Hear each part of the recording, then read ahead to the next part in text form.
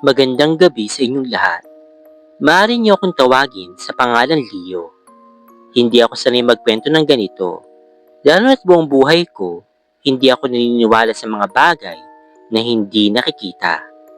Para sa akin noon, katang isip lang mga kwento ng kababalaghan. Hanggang sa isang gabi na hindi ko kailanman makakalimutan. Nangyari ito bandang Disyembre ng 2024. Nang imbitahan ako ng kaibigan kong si Mika na magpunta sa kanila sa Barangay San Roque, bayan ng Bagulin, La Union. Birthday daw ng mama niya at gusto nilang mag-sleepover kami. Para sa akin, bihira ang ganitong imbitasyon kaya agad akong pumayag. Nagaya rin ako ng ilang pa naming kaibigan at si Mika naman ay nagdala pa ng dalawa pa niyang kakilala. 7 katao kami lahat, 4 na lalaki at 3 babae. Maaga kaming bumiyahe, bandang alas 8 ng umaga, sakay ng sasakyan ng pamilya ni Mika. Pagdating namin sa lugar, agad kong napansin na napakatahimik ng paligid. Malayo sa kabihasnan, palayan sa magkabilang gilid ng kalsada. May mga punong matataas at makakapal ang dahon. Ang bahay nila ay lumang istruktura, kahoy at bato. May mataas na kisame at amoy lumang panahon. Hindi ito nakakatakot sa unang tingin, pero may bigat sa hangin na hindi ko maipaliwanag. Buong araw kami naglipot. Nagpunta sa isang maliit na talon sa gilid ng bundok. Naglaro sa bakuran ng bahay. Nagtawanan, kumanta at nagpalipas ng oras na parang walang bukas. Nang lumalim ang gabi, mga bandang alas 7, nag-isyong kami maghanda na ng tutulugan. 2 tent lang ang dala namin. Isa para sa mga lalaki, isa naman para sa mga babae. Na itinayo namin sa bakuran, malapit sa isang napalaking puno ng balete sa gilid ng lupa. Habang nag-uusap-usap kami, naging masaya ang gabi. May open forum pa nga. May mga umamin na lihim na nararamdaman. May mga kilig, may tawanan. Ako, gaya ng nakasanayan, maingay. Hanggang sa paulit-ulit akong sawayin ng mga kasama ko. Hindi ko kaagad naiintindihan kung bakit gusto nilang manahimik ako. Akala ko, ayaw lang nilang may magising sa loob ng bahay. Pero maya-maya, napansin kong may kakaiba. 2 sa mga lalaking kasama namin ay pabulong na nag-uusap. Halos hindi gumagalaw ang bibig. Ang iba naman, panay ang lingon sa likod, sa direksyon ng puno. Ang saya ng gabi ay uti-uting napalitan ng kaba. Bandang alas 11 hanggang alas 12 na ng gabi na magpasya ang isa sa amin na matulog na. Pagod na daw siya. Kaya nagiwahiwalay na kami. Pumasok ng mga babae sa isang tent, kami naman mga lalaki sa isa pa. Ako ang huling pumasok sa tent at doon nagsimula ang lahat. Pagkasara pa lang ng bukana ng tent, may narinig kaming tunog. Isang mahabang, hindi sigaw, hindi rin naman iyak, kundi parang hininga. Parang hangin na inilalabas mula sa dibdib ng isang nilalang na hindi tao. Umulit yun ng paulit-ulit. Minsan mahina, minsan napakalakas. Parang umiikot-ikot sa paligid ng tent. 5 beses. 6. 7. Nalamig ang aking buong katawan. Walang nagsasalita sa amin. Pero sabay-sabay kami nagdasal. Hindi namin pinag-usapan. Kusang loob. Parang may nagsabi sa loob ng mga utak namin na iyon lang ang pwede namin gawin. Paulit-ulit kami nagdasal hanggang sa unti-unting nawala ang tunog. Doon nagsimulang magsalita ang iba. Kinuwento nila na kanina pa raw nila naririnig ang kung anong hindi maipaliwanag na tunog. Parang may gumagalaw sa likuran namin. Parang may bumubulong mula sa puno. Kaya pala ako pinapatahimik. Baka raw nagugulo ko ang sinumang naroon. Bago ako tuluyang nakatulog, nagpatugtog ako sa cellphone. Gawain ko yun kapag hindi ako dinadalaw ng antok. Ngunit ilang minuto pa lang, kusa itong huminto. Hindi ko ginalaw. Maya-maya, biglang nag-next ang kanta. Pinaliwala ko na lang kahit ramdam kong may mali. May isa pang bagay na hindi ko agad sinabi sa iba. Mas maaga noong gabing yun, ako at dalawang babae na sila Yani at Peppa naupo sa tabi ng puno. Nagbumuni-muni kami. Si Yani ay nagsusulat ng pangalan niya sa balat ng puno gamit ang isang maliit na kutsilyo. Ginaya ko siya. Pagkaraan ng ilang minuto, may naamoy kaming nasusunog. Hindi basura, hindi naman din kahoy, isang amoy na parang balat at buhok. Pero wala namang apoy sa paligid. Wala rin namang nagluluto noon.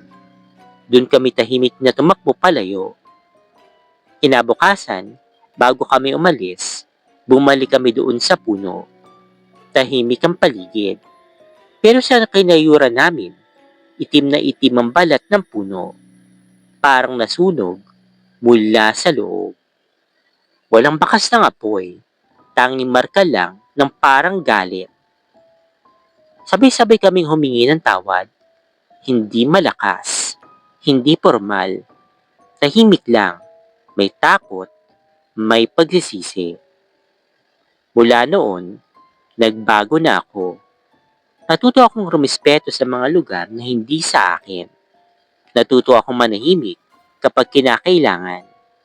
At higit sa lahat, natutunan kong hindi lahat ng tunog ay galing sa hangin. Ang iba, babala. At kapag binaliwala mo yun, uulitin nila hanggang makinig ka. Tawagin niyo na lang ako sa pangalang Amihan, 29 years old at tubong Bato, Leyte. Matagal na akong nakikinig sa channel na ito, pero ngayon lang ako nagkaroon ng lakas na loob na magbahagi ng kwento. Ang ikukwento ko ay nangyari nung estudyante pa ako sa isang state university sa Palo, Leyte. Isang karanasang hanggang ngayon ay malinaw pa rin sa aking alaala, lalo na kapag katahimikan ng gabi. Hindi ako naniniwala noon sa mga multo. Kahit pa lumaki ako ng probinsya, para sa akin, puro pananakot lang ang mga kwento ng matatanda. Kaya nang sumali ako sa ROTC sa universidad, ni minsan, hindi naman pumasok sa isipan ko na may mga bagay palang mas mahigpit at mas patindi kaysa sa disiplina at push-ups. 3 taon akong officer. Maliit lang ako. Halos hindi ka panipaniwala na kaya kong mag-command. Pero nakalusot ako hanggang maging isang operations officer. Marami akong ginugol na gabi sa headquarters dahil sa reports, inventories, at kung ano na pang papeles na kailangan tapusin bago mag-umaga. Ang ROTC headquarters namin ay nasa ibaba ng isang lumang 2 palapag na gusali. Semento ang unang palapag, kahoy ang ikalawa. Sa tapat mismo ng pintuan ay may isang dabuhalang pinto ng akasya. Sobrang tanda na raw. Mas matanda pa kaysa sa gusali. Kahit tirik ang araw, malamig doon. Kahit tanghali, parang dapit hapon ang liwanag. Tuwing Biyernes, doon kami natutulog. May mga lumang folding bed, manipis na kutsyon, tamoy alikabok na hindi nawawala kahit anong linis. Sanay na kami, hanggang isang gabi, nagbago ang lahat. Madaling araw noon, tahimik ang paligid. Tanging kuliglig at mahinang ugong electric fan ang maririnig. Bigla akong nagising dahil may humihila sa aking kumot. Malakas, madiin. "Ano ba, Bimbi?" Sigaw ko, galit na galit. Akala ko isa sa mga kasamahan kong mahilig mang trip. Hinila ko pabalik ang kumot. Parang may kaagaw ako. May malakas ang panghila. Parang ayaw bumitaw. Pagod na pagod ako, kaya pumikit na lang ulit ako. Hindi ko na tiningnan. Kinabukasan, sinugod ko si Bimbi. Pero nalamig ako nang sabihin niya na sa guardhouse siya natulog buong gabi. Kasama sila Kiko at Lala. Hindi raw siya pumasok sa HQ. Wala akong sinabi. Pinilit ko na lang nakalimutan. Pero simula noon, iba na ang pakiramdam ko sa gusali. Parang laging may nakamasid. Ang mga junior officers namin, ayaw na rin mag-isa sa loob. Sabi nila, may mga tunog daw sa itaas kahit sarado at nakalak ang opisina.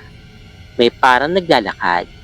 May parang hinihila ang paa. Ikatlong taong ko na noon. Mas madalas na ako nagpapaiwan sa HQ dahil sa thesis at personal na problema sa bahay. Isang gabi, mag-isa lang ako doon. Umuulan sa labas. Tahimik. Nakikinig lang ako ng music gamit ang earphones habang nagtatype. Nang biglang may humila sa wire ng kaliwang earphone ko. Malakas, kaya natanggal ito mula sa aking tenga. Agad akong tumayo at napalingon. Walang tao. Wala ring bukas na pinto. Walang hangin.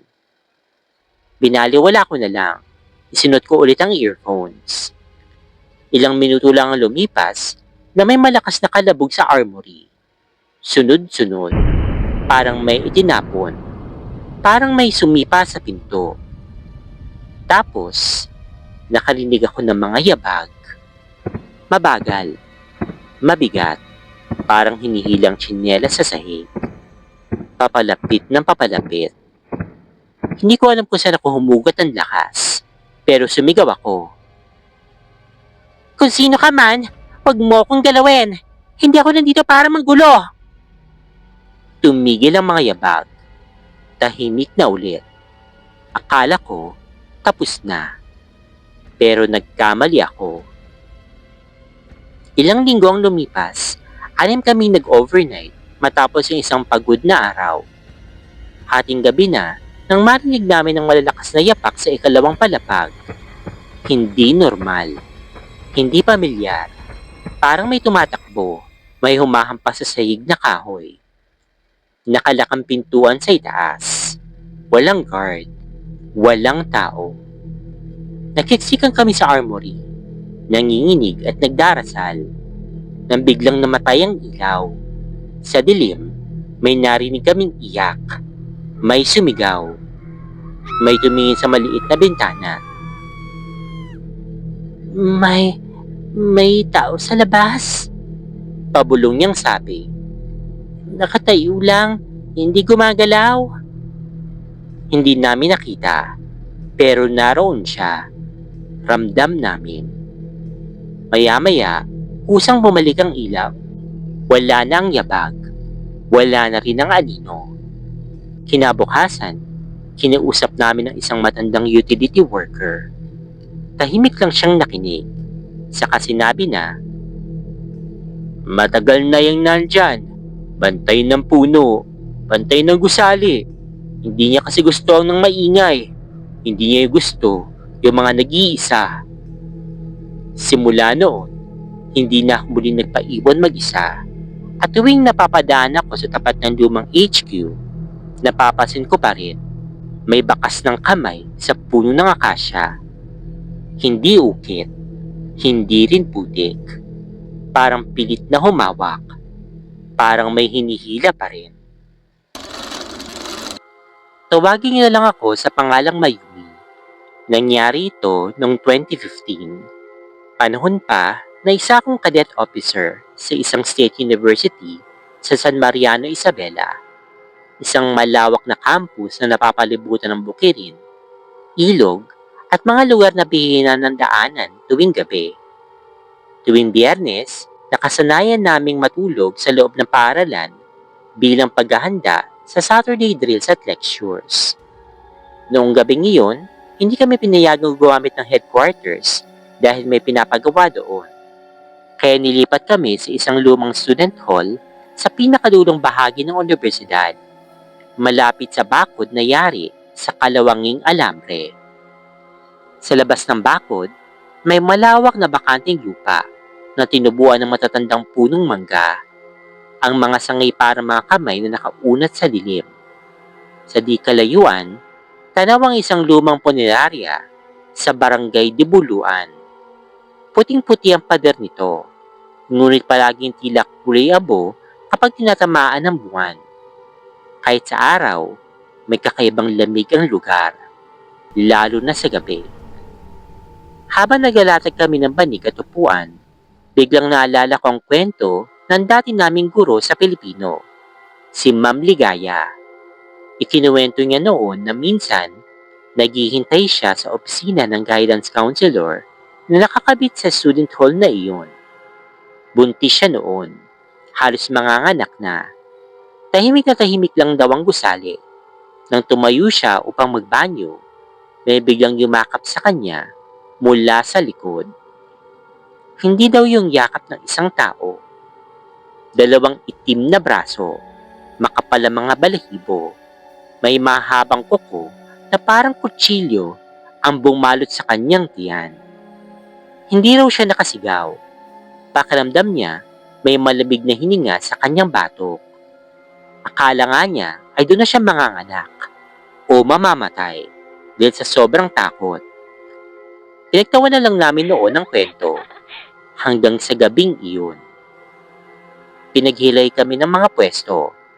Ang mga babae ay sa gawing kanan. Ang mga lalaki naman nasa kaliwa. Patay ang karamihan ng mga ilaw at tanging ilang fluorescent lamp lang ang bukas. Nagkulitan muli kami. Nagkwentuhan hanggang sa marinig ang utos na manahimik ng lahat. Isa-isang humili ang mga tao, lalo na sa panig ng mga lalaki. Pagod na pagod ako, humiga ako sa pinagtutong-tungtong na upuan. Nakatingin sa kisame na may mga bitak na parang mga ugat. Unti-unti akong dinapuan ng antok.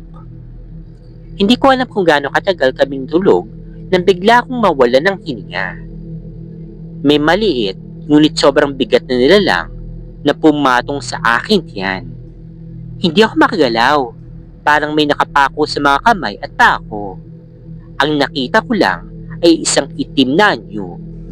Mabalahibo, walang malinaw na muka, pero ramdam ko ang tingin niya.